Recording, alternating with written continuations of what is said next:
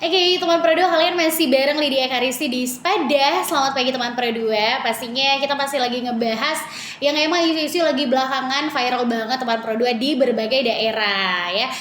Termasuk juga yang ada di Kota Manado dan Sulawesi Utara gitu teman Pro 2 ya. Karena memang ada kaitannya juga sama kita nih anak muda teman Pro 2. Miris banget sih kalau dengerin misalnya banyak banget kriminalitas yang disebabkan sama anak-anak muda, anak-anak usia remaja yang so far mungkin masih mencari jati diri mereka gitu teman Pro 2 ya.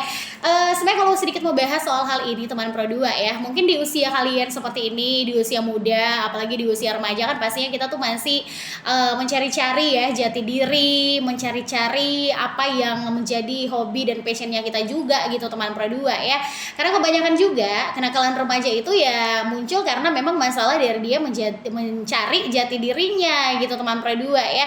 Bisa dibilang teman Pro 2 itu masalah internal juga ya. Tapi kalau berbicara soal masalah eksternal, contohnya kayak dari keluarga gitu teman Pro 2 ya. Mungkin keluarganya sering ribut atau lingkungan pertemanan juga yang toksik teman Pro 2 ya. Bisa bikin kita sebagai kaum muda atau istilahnya anak remaja gitu ya, bikin kita menjadi salah arah gitu ya.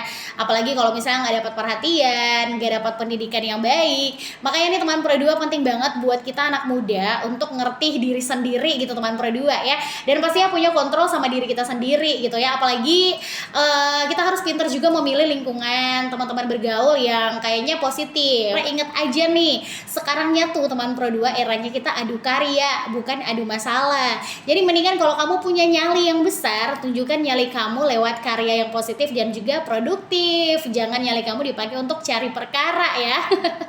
Oke, semoga kamu mengerti ya teman Pro 2 kalau memang yang muda ini saatnya untuk berkarya, tapi karya-karya yang bisa kita ambil untuk menjadi inspirasi juga untuk banyak orang. Ya jauhi deh kayaknya pergaulan-pergaulan yang bikin kamu terjerumus di pergaulan bebas ya dan juga kriminalitas. Karena itu bahaya banget buat diri kamu dan bahkan buat orang di sekitarnya kamu.